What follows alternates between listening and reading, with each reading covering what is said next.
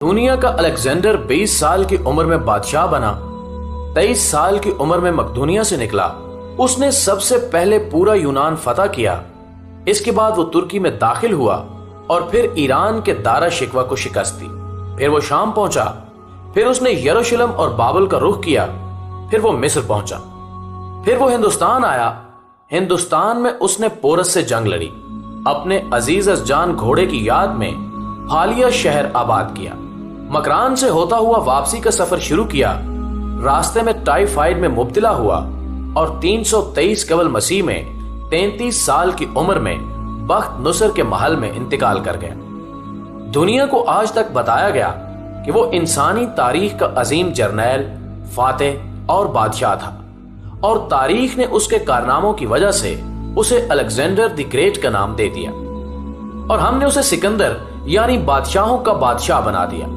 लेकिन आज मैं 21वीं सदी के 19वें साल में पूरी दुनिया के मुअर्रिखीन के सामने यह सवाल रखना चाहता हूं कि क्या हजरत उमर फारूक रजी अल्लाह ताला अन्हो के होते हुए अलेक्जेंडर को सिकंदर आजम कहलाने का हक हासिल है।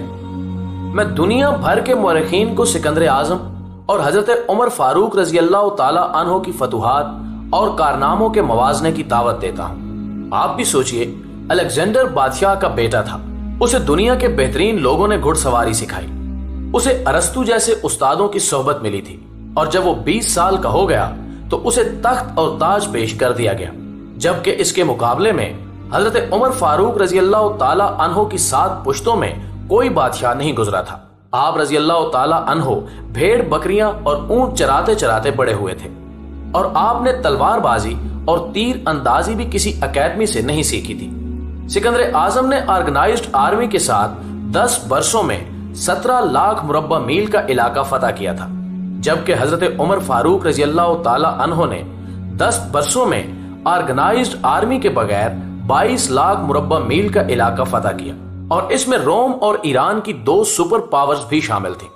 आज के सैटेलाइट, मिसाइल और आबदोजों के दौर में भी दुनिया के किसी हुक्मरान के पास इतनी बड़ी सल्तनत नहीं जो हजरत उमर फारूक रजी अल्लाह ताला अन्हो ने ना सिर्फ घोड़ों की पीठ पर बैठकर फतह कराई थी, बल्कि इसका इंतजाम और इंसराम भी चलाया था।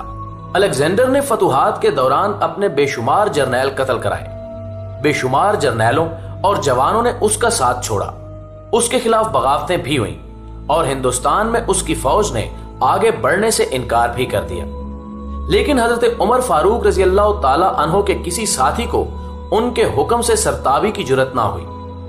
वो ऐसे कमांडर थे कि आप रजी अल्लाह ताला अन्हो ने ऐन मैदान जंग में आलम इस्लाम के सबसे बड़े सिपहसालार हजरत खालिद बिन वलीद रजी अल्लाह ताला अन्हो को माजूल कर दिया और किसी को यह हुक्म टालने की जुर्रत ना हुई। आपने हजरत साद बिन अबी वकास रजी अल्लाह ताला अन्हो को कूफे की गवर्नरी से हटा दिया।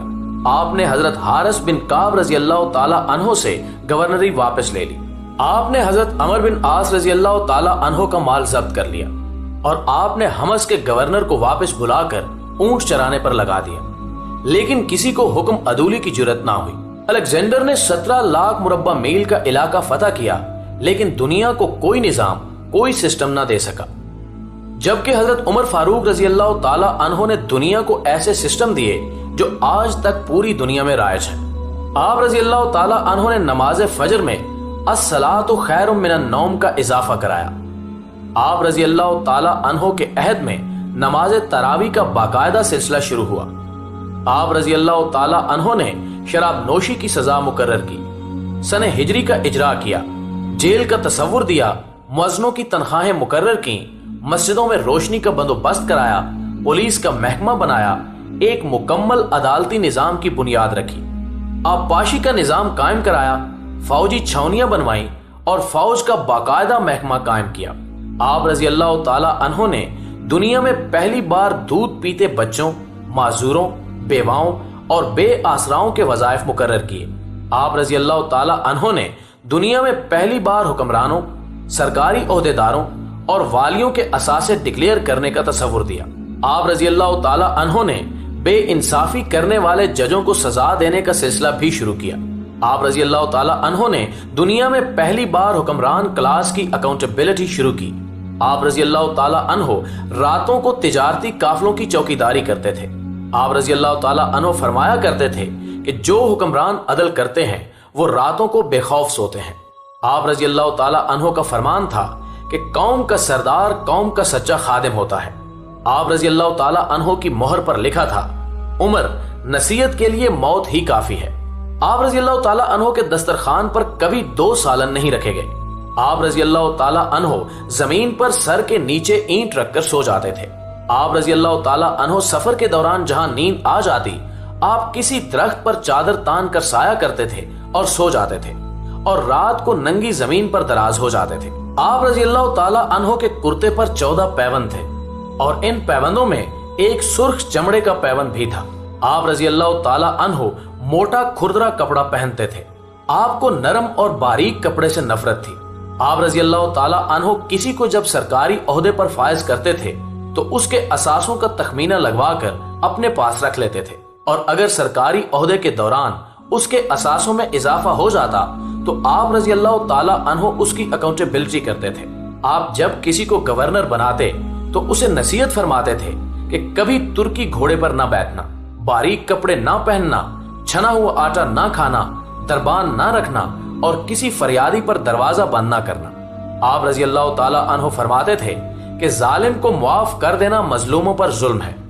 और आप रजी अल्लाह ताला अन्हो का ये फिक्रा आज इंसानी हकूक के चार्टर की हैसियत रखता है। माए बच्चों को आजाद पैदा करती हैं, तुमने उन्हें कब से गुलाम बना लिया। फरमाया, मैं अक्सर सोचता हूँ और हैरान होता हूँ कि उमर बदल कैसे गया। आप रजी अल्लाह ताला अन्हो इस्लामी दुनिया के पहले खलीफा थे जिन्हें अमीरुल मोमिनीन का खिताब दिया गया। नाज़रीन गिरामी, दुनिया के तमाम मज़ाहिब की कोई ना कोई खसूसियत है। इस्लाम की सबसे बड़ी खसूसियत अदल है और हजरत उमर फारूक रजी अल्लाह ताला अन्हो वो शख्सियत हैं जो इस खसूसियत पर पूरा उतरते हैं। आप रजी अल्लाह ताला अन्हो के अदल की वजह से अदले दुनिया में अदले फारूकी हो गया।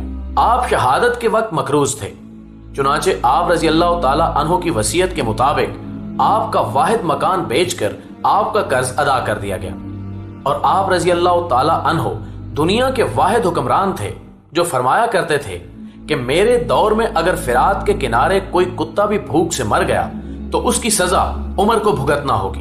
आप रजी अल्लाह ताला अन्हो के अदल की ये हालत थी। आप रजी अल्लाह ताला अन्हो का इंतकाल हुआ तो आपकी सल्तनत के दूर दराज इलाके का एक चरवाहा भागता हुआ आया और चीख कर बोला, लोगो, हजरत उमर रजी अल्लाह ताला अन्हो का इंतकाल हो गया। लोगों ने हैरत से पूछा, तुम मदीने से हजारों मील दूर जंगल में हो, तुम्हें इस साहने की इतला किसने दी? चरवाहा बोला कि जब तक हजरत उमर फारूक रजी अल्लाह ताला अन्हो जिंदा थे, मेरी भेड़ें जंगल में बेखौफ फिरती थी और कोई दरिंदा उनकी तरफ आंख उठाकर नहीं देखता था। लेकिन आज पहली बार एक भेड़िया मेरी भेड़ का बच्चा उठाकर ले गया। मैंने भेड़िए की जुर्रत से जान लिया कि आज दुनिया में हजरत उमर रजी अल्लाह ताला अन्हो मौजूद नहीं है। नाज़रीन गिरामी, मैं दुनिया भर के मुअर्रिखीन को दावत देता हूँ कि वो अलेक्जेंडर को हजरत उमर फारूक रजी अल्लाह ताला अन्हो के सामने रख कर देखें। उन्हें अलेक्जेंडर हजरत उमर फारूक रजी अल्लाह ताला अन्हो के हजूर पहाड़ के सामने कंकर दिखाई देगा, क्योंकि अलेक्जेंडर की बनाई हुई सल्तनत उसकी वफात के 5 साल बाद खत्म हो गई, जबकि हजरत उमर फारूक रजी अल्लाह ताला अन्हो ने अपने दौर में जिस खित्ते में इस्लाम का झंडा भिजवाया वहां से आज भी अल्लाह अकबर की सदाएं आती हैं। वहां आज भी लोग हजरत उमर फारूक रजी अल्लाह ताला अन्हो के अल्लाह के सामने सजदा करते हैं। दुनिया में अलेक्जेंडर का नाम सिर्फ किताबों में सिमट कर रह गया है, जबकि हजरत उमर फारूक रजी अल्लाह ताला अन्हो के बनाए निजाम दुनिया के 245 ममालिक में आज भी किसी न किसी शक्ल में मौजूद है। आज भी जब किसी डाकखाने से कोई खत निकलता है, पुलिस का कोई सिपाही वर्दी पहनता है, कोई फौजी जवान 6 माह बाद छुट्टी पर जाता है, या फिर हुकूमत किसी बच्चे, माजूर, बेवा या बेआसरा शख्स को वजीफा देती है, तो वो मुआशरा, वो सोसाइटी बे इख्तियार हजरत उमर फारूक रजी अल्लाह ताला अन्हो को ग्रेट तस्लीम करती है। वो उन्हें तारीख का सबसे बड़ा सिकंदर मान लेती है, मां सिवाय उन मुसलमानों के जो आज एहसास कमतरी के शरीफ एहसास में कलमा तक पढ़ने से पहले दाएं बाएं देखते हैं। लाहौर के मुसलमानों ने एक बार अंग्रेज सरकार को धमकी दी थी कि अगर हम घरों से निकल पड़े तो तुम्हें चंगेज खान याद आ जाएगा। इस पर जवाहरलाल नेहरू ने मुस्कुराकर कहा था कि अफसोस, आज चंगेज खान की धमकी देने वाले मुसलमान ये भूल गए कि उनकी तारीख में एक उमर भी था कि हम में एक हजरत उमर फारूक रजी अल्लाह ताला अन्हो भी थे, जिनके बारे में रसूलुल्लाह सल्लल्लाहु अलैहि वसल्लम ने फरमाया था कि मेरे बाद अगर कोई नबी होता तो हजरत उमर बिन खिताब होते। नाज़रीन ग्रामी, वीडियो के आखिर में मैं उर्दू डिस्कवरी के प्लेटफॉर्म से तमाम दुनिया के मुअर्रिखीन